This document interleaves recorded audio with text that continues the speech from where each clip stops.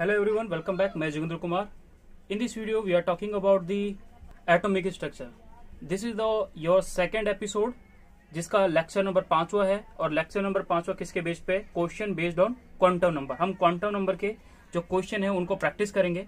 Quantum number इससे maximum time आपको PMT में क्वेश्चन मिलेंगे जो आपको कहीं ना कहीं पूछे जाते हैं. जितने भी टाइप के क्वेश्चन होंगे वो आपको मैं यहाँ पे प्रैक्टिस कराऊंगा. इससे बाहर आपका कोई क्वेश्चन नहीं आएगा तो आप यहाँ से उन क्वेश्चनों की प्रैक्टिस कर सकते हैं.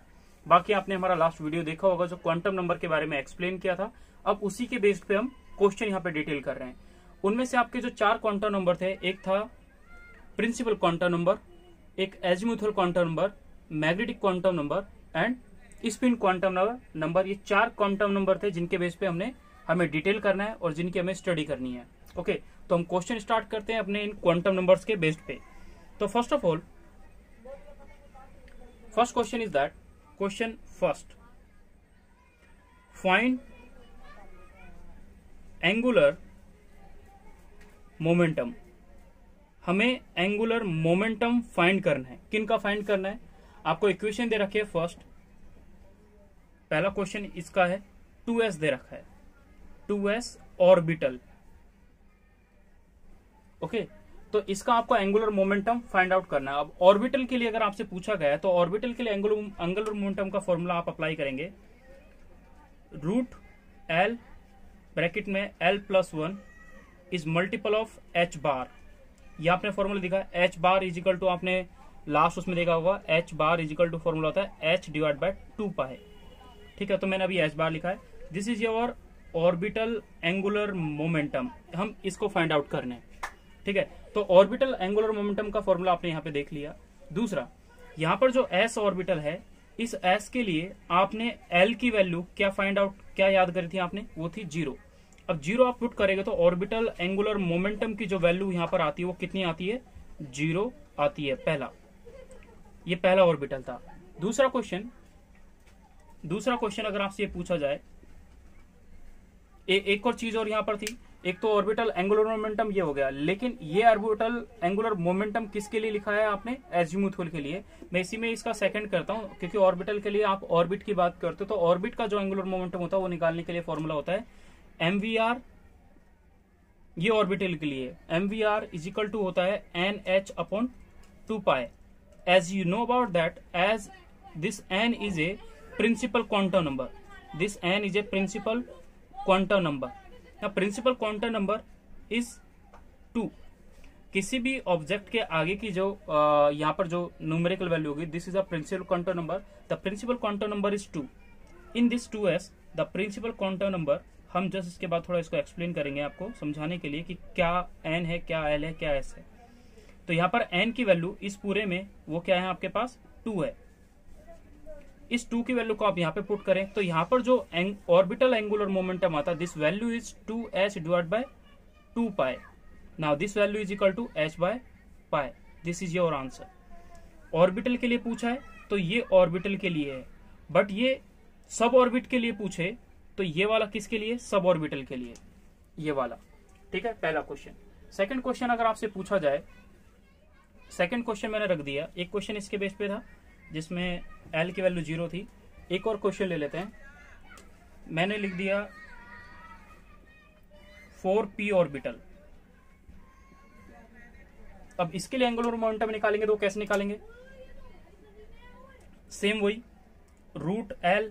तो आपको पता है ये जो आगे वाला होता है ये होता है n, और ये जो p होता है दैट p इज ए, इसको हम कुछ भी इसको बोलते हैं l. यानी ये होता है n, ये होता है p. इसके पावर कुछ भी हो बाद में हम अज्यूम करेंगे, बट फिलहाल ये क्या हो गया? पहले वाला n कितना है यहाँ पर? 4 है. p यहाँ पर कितना है? सॉरी, p यहाँ पर क्या है? l है. और l की वैल्यू p के लिए कितनी होती है? 1 होती है. तो हम इसके लिए अगर ऑर्बिटल एंगुलर मोमेंटम निकालते हैं, इसके लिए ऑर्बिटल एंगुलर मोमेंटम तो होता है l ब्रैकेट में l+1 is multiple of h bar is equal to आ जाएगा root 1 is multiple of h bar. This value is equal to root 2 h bar. ये वैल्यू आपके पास आ गई. दूसरा एक और, अगर n के लिए, अगर आपको n दे रखा क्वेश्चन में तो उसके लिए आप क्या फॉर्मूला यूज करते हैं? mvr is equal to nh/2π. Now this value is equal to m into V into R is equal to n की वैल्यू यहाँ पर कितनी है 4, the 4 is multiple of h upon 2 pi. Now you multiply divide then 2h divide by pi and finally you have a value of both. अगर l के रूप में एंगुलर मोमेंटम पूछे तो ये n के रूप में और l के रूप में पूछे तो एंगुलर मोमेंटम ये, यानी दोनों के आंसर ये. जब l दे रखा हो तो एंगुलर मोमेंटम पता लगाना हो तब ये वाला फॉर्मूला यूज करेंगे, ये वाला फॉर्मूला, तो ये आंसर आएगा. अगर आपको n दे रखा है क्वेश्चन में और n से अगर आप एंगुलर मोमेंटम निकालना चाहते हो तो इस फॉर्मूले को यूज करें तो आपका आंसर आएगा 2h upon pi. This is the orbital angular momentum. Okay, now अब हम इसका बेसिक रिप्रेजेंटेशन समझ लेते हैं. रिप्रेजेंटेशन किस टाइप का होता है, क्या पूछा जाता है. ठीक है, तो हेडिंग आपको लिखनी है एक अलग से, the representation of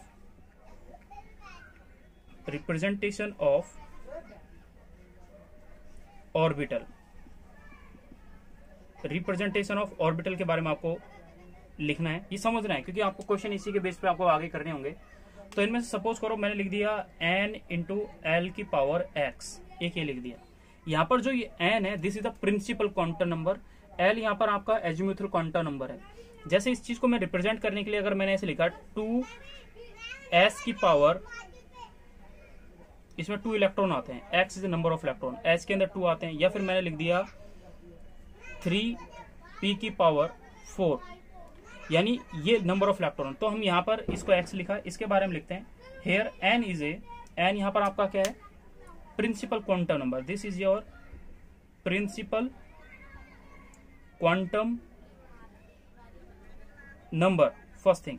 now second, this l is a. l आपके पास यहाँ पर क्या है, तो l आपके पास यहाँ पर है azimuthal quantum number and the x is the number of electron. यानी यहां पर x क्या है, नंबर ऑफ इलेक्ट्रॉन है. जब आप आगे पढ़ते हो कि s के अंदर 2 इलेक्ट्रॉन प्रेजेंट होते हैं, p सब सेल के अंदर 6 इलेक्ट्रॉन प्रेजेंट होते हैं, d के अंदर 10 इलेक्ट्रॉन प्रेजेंट होते हैं और f के अंदर 14 इलेक्ट्रॉन प्रेजेंट होते हैं. ये सारे के सारे क्या हैं, सब सेल हैं. इन सब सेल्स में इतने अमाउंट में नंबर ऑफ इलेक्ट्रॉन प्रेजेंट होते हैं. तो अभी ये जर्नल फॉर्मूला है, इस जर्नल फॉर्मूले के बेसिस पे आपको बहुत सारे क्वेश्चन करने हैं, बहुत सारे क्वेश्चन को समझना है, हम उसको डिटेल करेंगे. ठीक है, ये चीज आपने लिख लिया. एक और चीज होता है, क्वेश्चन ऐसे और पूछा था, एक तो इस टाइप से क्वेश्चन आएगा, बाकी एक और टाइप से एक और फॉर्मूला होता है. आपको ऐसा लिखा आ जाए, मान लो साइन है ना, और कोई भी वैल्यू दे रखे, जैसे मैंने बोला 2 1 0, मैंने ऐसे बोल दिया. तो ये क्या रिप्रेजेंट कर रहा है, आपने ये लिखा कि ये साइन 2 1 0, तो इसका मतलब होता है कि इसको लिखते हैं आप साइन NLM, यानी यहां पर जो फर्स्ट है this is your principal quantum number, this value is azimuthal quantum number and this 0 is equal to magnetic quantum number. तो all these is given in this form. अब क्वेश्चन में अगर आपको ऐसा लिखा आ जाए कोई भी वैल्यू, तो आप उसको कैसे करेंगे कि ये प्रिंसिपल क्वांटम नंबर वो 2 है, यहाँ पर एजीमुथल क्वांटम नंबर कितना है 1 है. तो इससे भी एक क्वेश्चन बन जाता है. फिर क्वेश्चन कैसे बन जाता है, इसको आप इस फॉर्म में लिख के दिखाएं, इस टाइप से लिख के दिखाएं. तो n की जगह आप 2 लिख दें, हाँ भाई 2 लिख दिया. l यानी l की वैल्यू 1 किसके लिए होती है, p के लिए होती है. नंबर ऑफ इलेक्ट्रॉन इसके अंदर क्या है, 0 है. तो मैंने आपको बताया होगा कि ये z है, यानी px py और pz में से z वाले में 0 इलेक्ट्रॉन प्रेजेंट होते हैं. That's why I return here the pz, ना कि px. ठीक है, तो इस बेसिस पे हम आगे बहुत क्वेश्चन करेंगे और आपको वो भी समझ में आएगा. ठीक है, ये आपका हो गया बेसिक. अब इसमें से हम क्वेश्चन पे जाते हैं, जो मेन क्वेश्चन आपसे पीएमटी के लिए जो कहीं ना कहीं पूछे जाते हैं. तो स्टार्ट करते हैं फर्स्ट क्वेश्चन के बारे में. सपोज करो आपको एक क्वेश्चन ऐसे दे रखा है, क्वेश्चन ये दे रखा है आपको, राइट क्वांटम नंबर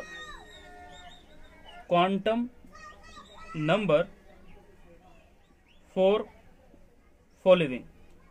हमें इन सब के लिए क्वांटम नंबर पता लगाने, किस किस के लिए पता लगाना है. एक मैंने लिख दिया यहाँ पर 4s, एक लिख दिया मैंने 3pz, एक मैंने यहाँ पर क्वेश्चन लिख दिया 3z², एक मैंने लिख दिया 4dx² माइनस का y², एक मैंने लिख दिया 6px.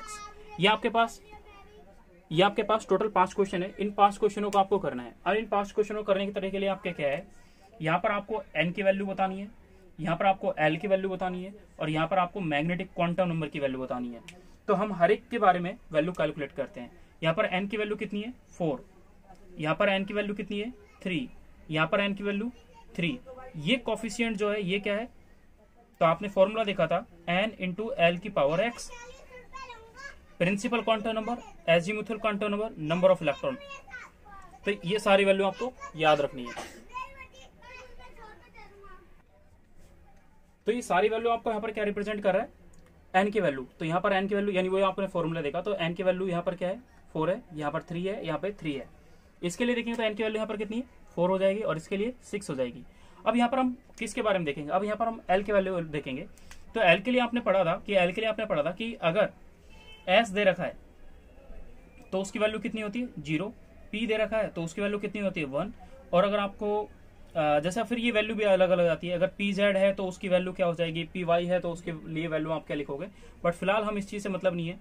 डी होगा तो 2 वैल्यू लिखेंगे, एफ लिखा होगा तो उसकी वैल्यू आप क्या लिखेंगे 3 लिखेंगे। यानी यहाँ पर मैं क्या करना चाहूंगा कि जहां पर एस लिखा है उसकी जगह मैं 1 वैल्यू पुट करूंगा, यानी एल की वैल्यू यहाँ पर क्या है 0, एस है तो 0 लिखेंगे 1 नहीं। और पी जेड लिखा हुआ है यानी पी लिखा हुआ है तो 1 लिखेंगे। ठीक है, अब इसको मैं रफ कर देता हूं, आपने ये नोट डाउन कर लिया होगा समझने के लिए। तो इस वैल्यू को लिखेंगे तो डी के लिए कितनी वैल्यू लिखते हैं हम 2 लिखते हैं, डी के लिए कितनी वैल्यू लिखते हैं 2 लिखते हैं, पी के लिए कितनी वैल्यू लिखते हैं 1 लिखते हैं एल की वैल्यू। तो एल की वैल्यू आपको पता है कि एल की वैल्यू ये आ गई। दूसरा एम की वैल्यू, अब इनको फाइंड करना ये सबसे थोड़ा समझने वाली बात होती है ज्यादा। इसमें एस के लिए एम की वैल्यू, अब एस के लिए एम की वैल्यू 0 होती है, क्योंकि अगर ये 0 है तो ये तो 0 होनी है, क्योंकि इसी के बेस पे आप बताते हैं।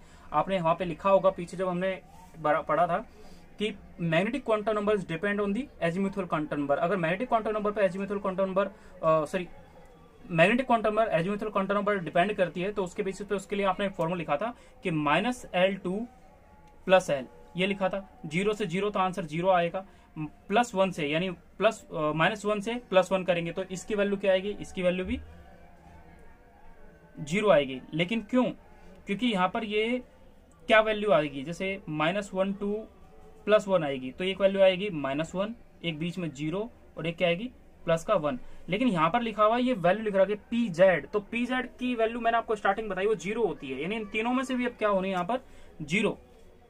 ठीक है, तो इस चीज से आपको इसको ध्यान रखना है। दूसरा डी जेड स्क्वायर, वही डी जेड स्क्वायर के लिए भी 0 लिखते हैं, ये हो गया। D x square minus square के लिए, इसके लिए वैल्यू होती है ये 2 है तो -2 +2 वैल्यू हो जाएगी, यानी -L2 ये, तो इस वैल्यू को आप यहाँ पे लिख सकते हो। तो -2 और +2 दोनों में से कोई भी वैल्यू हो सकती है। पी एक्स की वैल्यू क्या हो जाएगी, तो पी एक्स की वैल्यू हो जाएगी -1 और +1, इन दोनों में से कोई भी वैल्यू यहाँ पे लिख सकते हैं आप। तो इस टाइप का क्वेश्चन पूछा जाता है कि आपको अगर इस टाइप से लिखा हुआ है तो आप उस टाइप से उनके एनएलएम क्वेश्चन पूछे जाते हैं। ठीक है, एक इस टाइप से हो गया। इसी का जस्ट रिवर्स कर दो तो क्वेश्चन क्या बनेगा वो देख लें। जैसे क्वेश्चन में आपको क्या दे रखा होगा वो चीज आप समझे। क्वेश्चन में सपोज आपको कुछ वैल्यू दे रखी है, जैसे क्वेश्चन में आपको एन की वैल्यू दे दी 3 4 5 6 एंड 3, ये आपको एन की वैल्यू दे दी। आपको एल की वैल्यू दे दी अब 0 1 2 0 एंड 2। एम की वैल्यू अब यहाँ पे दे रखी है, एम की वैल्यू आपके पास 0 -1 +1 0 एंड 0। अब आपसे ये पूछा जाए कि इनके अंदर, यानी यही सेम क्वेश्चन है, अब इस क्वेश्चन के अंदर आपको इसकी जो रिप्रेजेंटेशन फॉर्म होती है वो रिप्रेजेंट करनी है। तो आपका फॉर्मूला, जनरल फॉर्मूला होता है n × l की पावर x। तो n को यहाँ लिखूंगा, l को यहाँ लिखूंगा, x को यहाँ लिखूंगा, तो वैसे पुट करते हैं तो ये हो जाएगा 3s। l की वैल्यू किसके लिए होती है, s के लिए। m की वैल्यू 0, यानी इसके लिए तो 0 होनी है 3s, ये पहले वाला 3s हो गया। दूसरे के बारे में बात करते हैं तो ये 4 हो जाएगा। ये 1 की वैल्यू किसके लिए होती है, p के लिए, l की। और -1 है तो -1 ये px भी हो सकता है और 4py भी हो सकता है, लेकिन 4pz नहीं होगा, क्योंकि z की तो वैल्यू क्या होती है 0 होती है। That's why we don't write this pz। Now second, the 5d plus का ये, तो इसकी वैल्यू कुछ भी सकती है, xz भी हो सकती है और 5dyz भी हो सकती है और एक और वैल्यू हो सकती है 5d y x, ये वैल्यू भी हो सकती है। तो ये तीनों के लिए ये पूरा फॉर्मूला बन जाता है। यहां पर बनेगा तो ये बनेगा 6x, यहां पर बनेगा तो ये 3d, लेकिन ये 0 है तो ये z के बारे में बोल रहे हैं 3d z²। ये पूरा फॉर्मूला बनेगा अगर आपको क्वेश्चन ड्राइव करना है तो। फिर आपसे काफी बार है ना कुछ क्वेश्चन ऐसे आते हैं कि वो पूछ लेते हैं कि भाई विच वन विल पॉसिबल और नॉट, ये क्वेश्चन ज्यादा आता है। देखो ये क्वेश्चन तो आपको नॉर्मल है, आप कर लोगे इस वालों को, लेकिन हम बेसिक से थोड़े हाई लेवल पे जाएंगे और बेसिक से हाई लेवल पे जाने के बाद ही आप क्वेश्चन को समझेंगे। तो क्वेश्चन आपके पास क्या है, क्वेश्चन ये है कि आपको बोल रखा है which of the following set of quantum number is correct, यानी हमें बताना है कि फॉलोइंग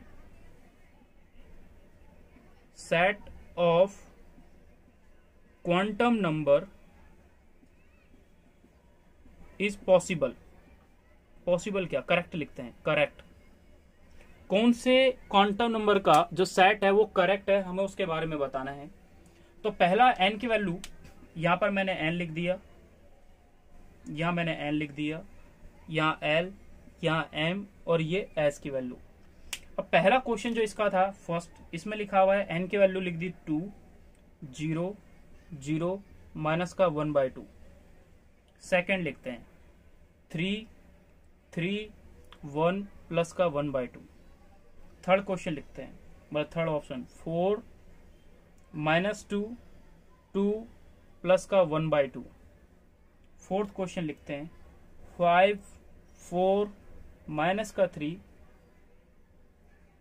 5, 4 माइनस का 3 प्लस का 1/2। फिफ्थ क्वेश्चन लिखते हैं। अब फिफ्थ क्वेश्चन में मैंने आपको लिख दिया, एक और वैल्यू लिख दी, जैसे 6, 2 माइनस का 3 एंड प्लस का 1/2।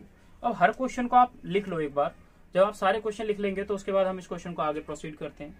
ये निट में काफी बार इस टाइप से क्वेश्चन पूछा जाता है, तो इस टाइप का क्वेश्चन इंपॉर्टेंट होता है। इस टाइप के क्वेश्चन को आपको समझना चाहिए, आपको आना चाहिए कि वो क्वेश्चन क्या पूछ रहा है, क्योंकि मैक्सिमम टाइम आपसे क्वेश्चन आपके निट के एग्जाम में, आप लास्ट ईयर के पेपर या फिर आपका GMAN का जो पेपर आप वो उठा के देखें, आपको ये क्वेश्चन इस बेस पे डेफिनेटली मिलेगा। तो हम शुरू करते हैं इस क्वेश्चन को सॉल्व करना। इसने बोला है कि कौन सा इनमें से जो सेट है NLMS का, ये करेक्ट है या इनकरेक्ट हो। तो जो करेक्ट है हम उनके बारे में पता लगाते हैं। यहां पर n की वैल्यू 2 है, l की वैल्यू 0 है तो ये s है, m की वैल्यू 0 है तो यानी s के लिए तो 0 होती है, प्लस माइनस, माइनस का 1, माइनस का 1 यहां पर ये रिप्रेजेंट कर रहा है, ये लिखा मैंने 2s। तो आपको पता है कि s का जो ऐसे बॉक्स बनाते हैं वो कुछ इस टाइप से बनाते हैं। इस s के अंदर कितने इलेक्ट्रॉन आते हैं, नंबर ऑफ इलेक्ट्रॉन आते हैं, एक इलेक्ट्रॉन आता है इस डायरेक्शन में, एक इलेक्ट्रॉन आता है इस डायरेक्शन में, यानी एक क्लॉकवाइज एक एंटी क्लॉकवाइज। जो इलेक्ट्रॉन यहाँ पर माइनस का 1/2 लिखा है, यानी जो इसका स्पिन है वो स्पिन किस डायरेक्शन में, नेगेटिव डायरेक्शन में, यानी एंटी क्लॉकवाइज डायरेक्शन में, यानी ये वाला इलेक्ट्रॉन इसका प्रेजेंट नहीं है। इसमें एक इलेक्ट्रॉन प्रेजेंट है जिसकी डायरेक्शन का है डाउनवर्ड है, यानी एंटी क्लॉकवाइज है। तो इसके लिए आप क्या पढ़ेंगे, इसके लिए जो पूरा सोल्यूशन होगा वो ये होगा। अगर मैंने भी आपसे अगर ये पूछा तो इसके अंदर टोटल इलेक्ट्रॉन कितने, तो आपने बोला यहाँ पर 2s के अंदर कितने इलेक्ट्रॉन, तो आप बोलोगे 1, इस -1 के ऊपर वाला। लेकिन अगर मैं यहाँ पे +-1 कर दूं तो यहाँ पर दोनों होंगे, एक ऊपर की साइड होगा और एक नीचे की साइड होगा। लेकिन यहाँ पर क्या है, -1 है, इसलिए यहाँ पर एक ही इलेक्ट्रॉन प्रेजेंट है। पहले इस टाइप से इस क्वेश्चन को किया। दूसरा ये क्वेश्चन हो गया, तो इसने बोला क्या ये पॉसिबल है, तो हाँ पॉसिबल है, 2s पॉसिबल होता है, 2s पॉसिबल है, उसके अंदर एक इलेक्ट्रॉन प्रेजेंट है। लेकिन इसके बारे में बात करते हैं तो n की वैल्यू कितनी हो गई, 3। दूसरा l की वैल्यू 3, यानी ये वैल्यू क्या हो जाती है, f पे पहुंच जाती है। क्या f तीसरे वाले स्टेप में क्या f वाला सब सेल आता है, नहीं आता, तो ये वाला यहीं पे इनकरेक्ट हो गया। ठीक है, यहाँ पर f सब सेल नहीं आता, क्यों, क्योंकि आपको पता है ना 1s, फिर आप लिखते हो 2s, 2p, 3s, 3p, 3d तक आता है। अब 3d में यानी इसमें spd आता है तीसरे तक, चौथे में आता है 4s, 4p, 4d and 4f, यानी इस फोर्थ में आता है। तो ये तो यहीं पे इसलिए इनकरेक्ट हो गया। ठीक है, यानी फोर्थ वाले ऑर्बिट के अंदर ध्यान से सुने, फोर्थ वाले ऑर्बिट के अंदर f आता है, लेकिन इसमें थर्ड में बोल दिया तो यहाँ पे इनकरेक्ट होगा। दूसरा इसने बोला 4 इंटू -2 l की वैल्यू -2 में होती नहीं है, तो ये यहीं पे करेक्ट हो गया कि माइनस की तो वैल्यू लिखेंगे नहीं। फिफ्थ को देखते हैं, तो ये आ जाएगा 5, 4 एल की वैल्यू कितनी है 4 है, तो 3f s p d f g g value. तो इसके बाद अगर मैं 5वां लिखूंगा तो उसमें g आ जाएगा, यानी 5s 5p 5d 5f and 5g। तो g अवेलेबल है, तो ये करेक्ट है। अब ये इससे छोटी वैल्यू यानी माइनस के 4 से प्लस के 4 तक ये वाली वैल्यू होती है, तो ये तो माइनस का 3 भी बीच में आता, तो हाँ ये भी करेक्ट है। प्लस का 1/2 इलेक्ट्रॉन बोल रहा है, यानी इसमें हाफ इलेक्ट्रॉन प्रेजेंट है। तो जहां मैंने स्टार्टिंग में गलत दिखा मैंने उसको वहीं इनकरेक्ट बोल दिया, मैं आगे गया ही नहीं। फिर जहां मेरे को लगा कि मेरे को यहां तक करेक्ट है और यहां तक फिर करेक्ट है, तो फिर मैं आगे तक गया, इसलिए मैंने फिर आगे तक चेक किया। दूसरा लास्ट को देखते हैं, छठे वाले को। तो ये वाला क्वेश्चन, ये जो पांचवा है ये फोर्थ है, ये फोर्थ भी क्या है पॉसिबल है। पांचवे की बात करते हैं तो ये 6 आ गया, पांचवे की बात करते हैं तो ये क्या आ जाएगा 6 आ जाएगा, 6 आ गया, एन की वैल्यू 6 आ गई। अब एल की वैल्यू 2 है तो पी लिखेंगे यहां पर, सॉरी 2 नहीं डी 6d माइनस का 3 आ गया, ये वैल्यू आपने यहां पे लिख दी तो माइनस का 3 हो गया। ये वैल्यू माइनस का 2 है, इस पे फोकस करें। एल की वैल्यू माइनस का 2 है। जब आप इस चीज को सॉल्व करते थे आप क्या करते हैं, माइनस के 2 से प्लस का 2 लिखूंगा मैं, माइनस के 2 से प्लस का 2 लिखूंगा। तो ये तो लिख रहा है यहाँ पे माइनस का 3, तो क्या माइनस 3 इसमें आ रहा है इन बिटवीन दिस, नहीं आ रहा, तो ये क्वेश्चन यहीं पे गलत हो गया। तो इस टाइप से आपको क्वेश्चनों को थोड़ा करना आना चाहिए। कोई भी चीज अगर आपको लिखी हो तो वो थोड़ी इंपॉर्टेंट बन जाती है। ठीक है, नाउ इसका थर्ड टाइप का यानी फोर्थ टाइप का क्वेश्चन बनता है जो, अब वो क्वेश्चन देख लेते हैं। आपसे पूछा गया मैक्सिमम नंबर ऑफ इलेक्ट्रॉन बताने हैं, मैक्सिमम नंबर ऑफ इलेक्ट्रॉन बताने हैं। क्वेश्चन है find maximum number of orbital and maximum number of electron, maximum number of electron. अगर इलेक्ट्रॉन और ऑर्बिटल पूछा गया तो वो पहला क्वेश्चन इसका क्या होगा, पहला क्वेश्चन मैंने लिख दिया n = 4 वैल्यू आपको दे रखी है, तो इस बेस पे आपको क्वेश्चन को करना है। n की वैल्यू आपको कितनी दे रखी है 4 दे रखी है, तो उस बेस पे आप इसके मैक्सिमम नंबर ऑफ इलेक्ट्रॉन निकालें। तो पहले तो मैक्सिमम नंबर ऑफ ऑर्बिटल कैसे निकालेंगे, तो मैक्सिमम नंबर ऑफ ऑर्बिटल की फॉर्मूला आपने क्या पढ़ा था, तो आप यहां पे लिखेंगे मैक्सिमम नंबर ऑफ ऑर्बिटल। इसके लिए आपने फॉर्मूला पढ़ा था n के लिए n², यही पढ़ा था। तो n की वैल्यू यहां कितनी है 4 है, तो 4 का स्क्वायर यानी आंसर कितना आ जाएगा 16 आ जाएगा। दूसरा क्वेश्चन ये आता है कि मैक्सिमम नंबर ऑफ इलेक्ट्रॉन अगर वो पूछ रहा है तो मैक्सिमम नंबर ऑफ इलेक्ट्रॉन इस 4 वाले यानी n की वैल्यू 4 है तो उसके अंदर कितने मैक्सिमम नंबर में इलेक्ट्रॉन आएंगे, तो आप फॉर्मूला पढ़ते हो 2n², तो 2 इज मल्टीप्लाई n² यानी यही 4 का स्क्वायर, दैट्स वैल्यू = 32। ये फर्स्ट क्वेश्चन हो गया इस टाइप से। लेकिन सपोज करो आपको क्वेश्चन में जब एल ही दे रखा है, ये सिर्फ वैल्यू दे रखी है, तो आपने ये कर दिया। अगर आपसे क्वेश्चन में आपको एक और वैल्यू साथ में दे दे, एल की वैल्यू और दे दे, तो एल की वैल्यू मैंने सपोज करो 3 दे दी, तो उस टाइम से अगर मैं पूछा what is the maximum number of electron तो क्या होगा और मैक्सिमम नंबर ऑफ ऑर्बिटल क्या होगा, तो आपको बताना है। तो पहली चीज तो आप इसको सोल्व करें। इस पूरे को सोल्व करने के लिए आपको पता है n(l)x ये होता है, तो n कितना है 4 है। 3 l की वैल्यू किसके लिए होती है, तो आपको पता है ये f के लिए होती है, तो यहां पर लिखूंगा f। इलेक्ट्रॉन की अभी बात नहीं कर रहे तो वो हम बाद में भी कैलकुलेट कर लेंगे। तो इस वाले फॉर्मूले को आप सोल्व करके ऑर्बिटल पता लगाने आपको, ठीक है। तो 4f तक f के अंदर कितने ऑर्बिटल आते हैं तो वो देखते हैं हम। तो पहले बात करते हैं हम किसके बारे में, s के बारे में। s के अंदर एक ऑर्बिटल, p के अंदर 3 ऑर्बिटल, p के अंदर 3 ऑर्बिटल, d के अंदर 5 ऑर्बिटल और f के अंदर फिर कितने ऑर्बिटल हो जाएंगे 7 ऑर्बिटल हो जाएंगे। कितने 7 ऑर्बिटल होते हैं। अगर आपसे इसमें पूछा गया कि what is the maximum number of orbital 1 2 3 4 5 6 and 7, तो 7 ऑर्बिटल किसके अंदर प्रेजेंट होते हैं f वाले के अंदर, यानी s के अंदर 1 ऑर्बिटल, p के अंदर 3 ऑर्बिटल प्रेजेंट होते हैं, d के अंदर 5 ऑर्बिटल प्रेजेंट होते हैं और f के अंदर कितने ऑर्बिटल प्रेजेंट होते हैं 7। Your answer is 7। तो maximum number of orbital present in f is 7। इसके अंदर 1 ऑर्बिटल प्रेजेंट होता है इसके अंदर, यहाँ पर 3 ऑर्बिटल प्रेजेंट होते हैं p के अंदर और d के अंदर कितने ऑर्बिटल प्रेजेंट है 5 ऑर्बिटल प्रेजेंट है। तो मैक्सिमम इतने ऑर्बिटल पॉसिबल हो सकते हैं इनके अंदर, तो आप यहां से इसको इजिली याद रख सकते हैं। अब सेकंड क्वेश्चन ये बनता है कि how many maximum number of electron इसके अंदर पूछा गया। तो मैक्सिमम नंबर ऑफ इलेक्ट्रॉन जब आपसे पूछा जाए, मैक्सिमम नंबर ऑफ इलेक्ट्रॉन अगर आपसे पूछ जाए तो आपको ज्यादा डिटेल में जाने की जरूरत नहीं है। इनके अंदर देखो, एक इलेक्ट्रॉन इस डायरेक्शन में, एक यानी अपवर्ड एक डाउनवर्ड, एक अपवर्ड एक डाउनवर्ड, एक अपवर्ड एक डाउनवर्ड, इस टाइप से होगा। दो इलेक्ट्रॉन एक एक ऑर्बिटल के अंदर प्रेजेंट है। टोटल कितने इलेक्ट्रॉन प्रेजेंट हो जाएंगे मैक्सिमम इसके अंदर, एफ के अंदर कितने इलेक्ट्रॉन आ सकते हैं, 14 इलेक्ट्रॉन आ सकते हैं। मैंने इसके लिए पूछा डी के अंदर, तो मैक्सिमम इलेक्ट्रॉन डी के अंदर कितने आ सकते हैं, तो 2 2 2 2 2, तो टोटल कितने हो जाएंगे 10 इलेक्ट्रॉन इसके अंदर मैक्सिमम, यानी इसके अंदर टोटल 14 इलेक्ट्रॉन मैक्सिमम आ सकते हैं।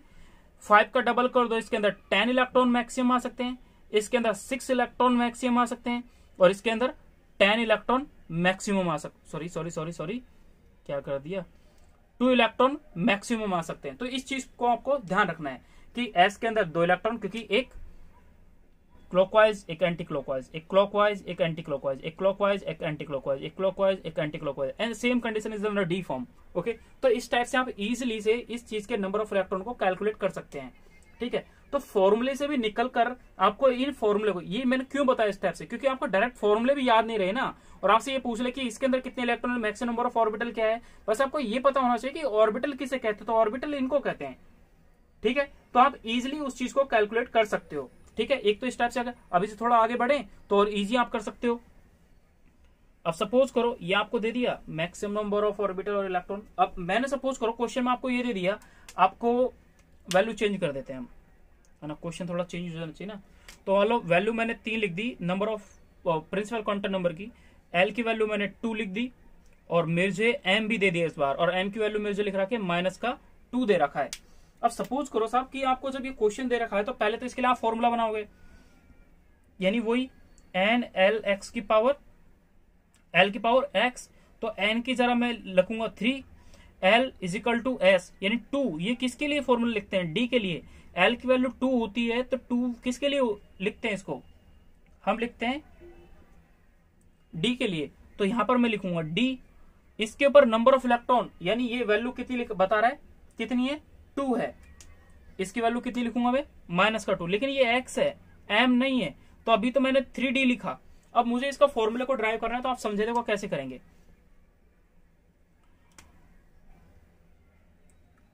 डी के 5 ऑर्बिटल होते हैं, 5 ऑर्बिटल होते हैं, आपको पता है ये।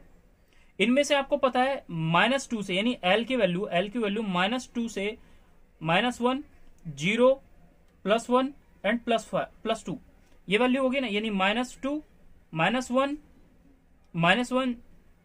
1 2 3 4 5, ये क्या कर दिया, तो ये 5 ऑर्बिटल है, 0 +1 एंड +2, ये वैल्यू हो गया आपके पास। अब इस वैल्यू में आप देखें कि भाई इसमें लिख रखा है -2, तो इसके कितने ऑर्बिटल प्रेजेंट होंगे, ये तो एक ही प्रेजेंट है, -2 वाला तो एक ही ऑर्बिटल प्रेजेंट है ना, ये तो सब ये प्लस वाला है। दैट्स मीन यहां पर अगर आपसे पूछा जाए मैक्सिमम नंबर ऑफ ऑर्बिटल, अगर आपसे पूछा जाए तो वो कितना है, 1 है। मैक्सिमम नंबर ऑफ इलेक्ट्रॉन कितने आ सकते हैं इसमें, इलेक्ट्रॉन कितने आ सकते हैं इसके अंदर, 2 ही आ सकते हैं साहब, एक क्लॉकवाइज होगा और एक एंटी क्लॉकवाइज होगा, तो मैक्सिमम नंबर ऑफ इलेक्ट्रॉन कितने हो जाएंगे 2। तो क्वेश्चन के इस बेसिक को समझें आप। ठीक है, ये बेसिक ही है जो उस चीज को आपको एक्सप्लेन करता है। आपके काफी क्वेश्चनों में आपको डायरेक्ट फॉर्मूले अप्लाई नहीं होंगे हर जगह पे। ठीक है, तो फॉर्मूले से पे ज्यादा फोकस ना करके आप उनके बेसिक को समझें और बेसिक से उस क्वेश्चन को करने की कोशिश करें, आपको बहुत कुछ ज्यादा समझने को मिलेगा। ये सब चीज आपको दे दी क्वेश्चन में, और ऐसे पूछते भी हैं ये मैक्सिमम नंबर ऑफ इलेक्ट्रॉन और क्वांटम। अब जैसे मैं देखो एक थर्ड क्वेश्चन दे देता हूं, सपोज करो 4th क्वेश्चन देते हैं। 4th क्वेश्चन में मैंने आपसे पूछ लिया एन की वैल्यू मैंने आपको 5 दे दी साहब, एल की वैल्यू मैंने आपको 2 दे दी, एम की वैल्यू मैंने आपको -1 दे दी, और एस की वैल्यू मैंने आपको +1/2 लिख ली।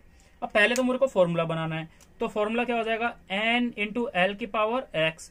अब मुझे पता है n यहाँ पर क्या है 5 है, l इज इक्वल टू 2 दे रखा है, यानी d के लिए है, तो मैं लिखूंगा d। इसके अंदर अब ये बोल रहा है कि मुझे -1 दे रखा है और ये प्लस का 1/2 लिख रखा है, तो हमें बेसिकली इसके अंदर 5 ऑर्बिटल प्रेजेंट होते हैं, क्योंकि आपको मैक्सिमम नंबर ऑफ इलेक्ट्रॉन बताने हैं। तो मैंने ये बना दिया साहब, इसके 5 ऑर्बिटल बना लिए। कितने? 1 2 3 4 5, ये बन के 5 ऑर्बिटल बन के। अब मुझे इस m के अंदर वैल्यू फाइंड करनी है, क्योंकि m के लिए मैं लिखूंगा ना, तो आप इस पे फोकस करें। -1 2, क्योंकि हम तो बेसिकली किसके लिए लिखते हैं, m की वैल्यू लिखते हैं। m इज इक्वल टू होता है माइनस का L2 प्लस का L।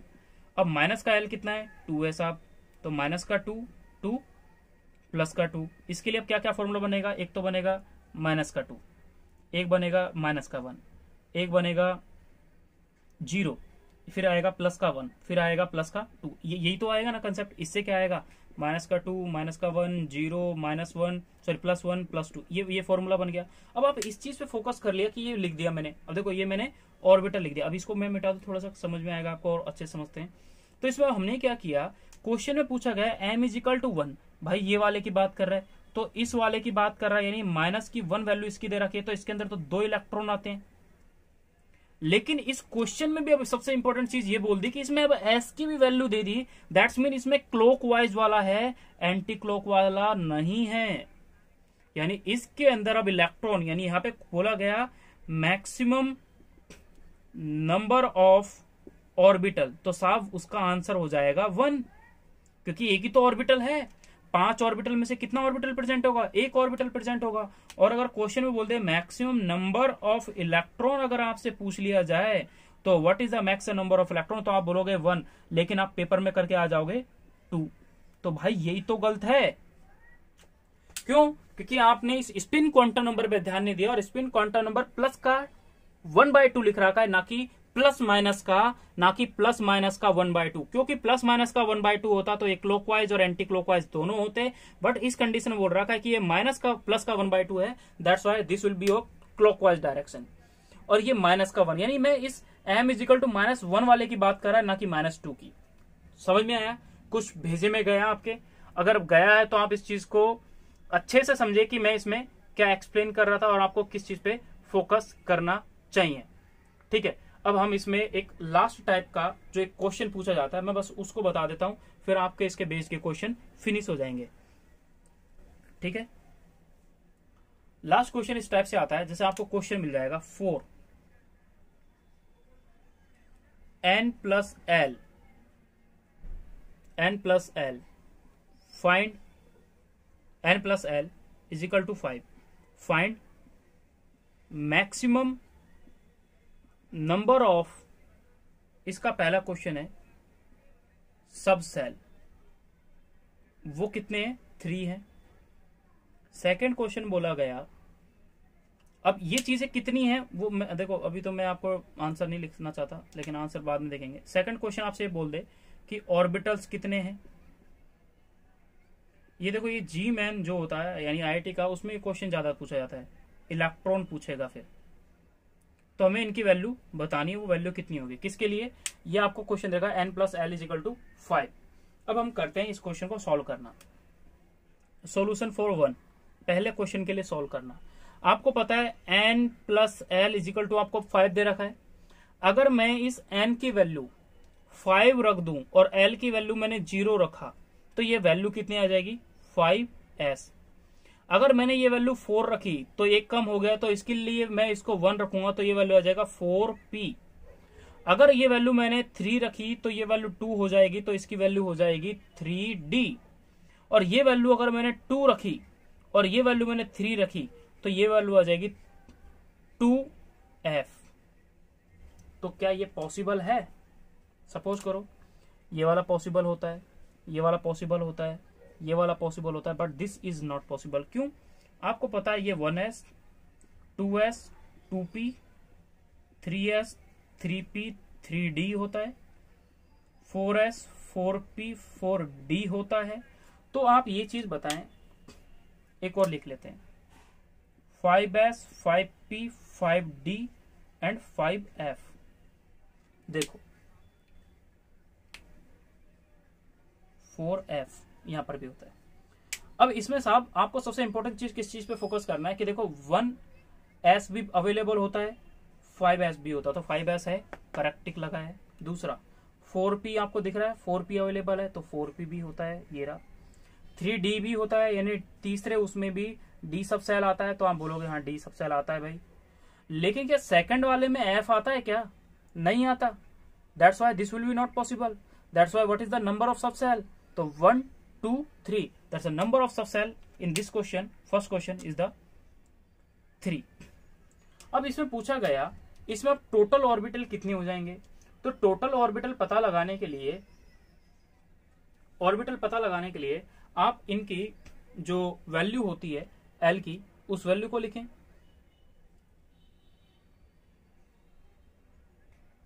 तो अब आपसे ऑर्बिटल के लिए पूछ रहा है तो इसके लिए आप फॉर्मूला लगा लें। अब उसके लिए फॉर्मूला कौन सा लगाना है आप वो देख लें। तो इसके अंदर कितने ऑर्बिटल होते हैं वो तो आप यहाँ पे पता लगा सकते हो। जैसे अभी हमने लास्ट काउंट किया था तो उस लास्ट काउंट में टोटल कितने ऑर्बिटल पार्टिसिपेट करे थे, उन ऑर्बिटल को 5s तक काउंट कर लो, टोटल आपके पास जितने होते हैं वही वैल्यू आपकी फाइंड हो जाएगी। जैसे क्या फॉर्मूला होता है ऑर्बिटल के लिए 2l+1, 2l+1। तो मैंने क्या किया, 2 इज मल्टीप्लाई, इससे फाइंड कर रहा हूं 0+1, तो इसके लिए कितने ऑर्बिटल आए? 1 आया, यानी इसके लिए 1 ऑर्बिटल आया। दूसरा मुझे इसके लिए ऑर्बिटल फाइंड करना था, 2 × 1 + 1, इसके लिए कितने आए? 3 आई, तो इसके लिए ऑर्बिटल की वैल्यू 3 आई। अगर इसके लिए करेंगे तो 2 × 2 + 1, तो इसके लिए कितने ऑर्बिटल आए? इसके लिए, तो इसके लिए ऑर्बिटल आएगा 5। इन सबको ऐड करो साहब, तो आपके पास वैल्यू आ जाएगी 9, तो इस ऑर्बिटल की वैल्यू आ जाएगी 9। अब इनके अंदर कितने इलेक्ट्रॉन होते हैं, नंबर ऑफ इलेक्ट्रॉन, तो नंबर ऑफ इलेक्ट्रॉन हर चीज का पता लगा लो भाई। ये 1 है तो इस 1 के अंदर 2 इलेक्ट्रॉन आएंगे, ये 3 है तो इसके अंदर 6 इलेक्ट्रॉन आएंगे, ये 5 है तो इसके अंदर 10 इलेक्ट्रॉन आएंगे। तो काउंट कर लें आप इलेक्ट्रॉन को, तो 2 6 10, टोटल इलेक्ट्रॉन आपके पास कितने हो जाएंगे? 18। Now number of electron in this question is 18। Okay, तो ये इस टाइप के आपसे फाइनली क्वेश्चन पूछ जाते हैं इस टाइप के। बाकी हमने आगे अपनी लास्ट हर चीज के बारे में डिटेल कर ही लिया है, तो वहां पर आप इस चीज की अच्छे से समझें क्या क्या क्वेश्चन आपसे पूछे गए, आप इनको नोट डाउन करें, उनके बेस पे क्वेश्चन करें कि इस टाइप से और 2-3 क्वेश्चन और आप करें, तो उससे आपको क्या एक प्रॉपर आइडिया मिल जाएगा कि भाई हाँ इस बेस पे क्वेश्चन आता है तो मैं उसको अच्छे से कर लिया और मेरे को कंटस्ट हो गया। अगर इससे क्वेश्चन आएगा तो मैं छोड़ूंगा नहीं, ये मेरा गलत नहीं होगा। तो हम यहाँ पर इन टाइप के क्वेश्चनों को समझ लिया। आप लास्ट ईयर के क्वेश्चन उठा के देखें, आपको कहीं ना कहीं इस टॉपिक से क्वेश्चन डेफिनेटली मिलेगा, मैं गारंटीड कहता हूँ। And thank you for watching video. In our next video we detail about the node and the nodal plane. Okay, मतलब नोड और उसके बारे में डिस्कस करेंगे कि किस किस टाइप के होते हैं, क्योंकि उससे भी एक छोटा सा आपका टॉपिक होगा जिससे हर साल क्वेश्चन पूछा जाता है। Thank you for watching video. If you like then please share, comment and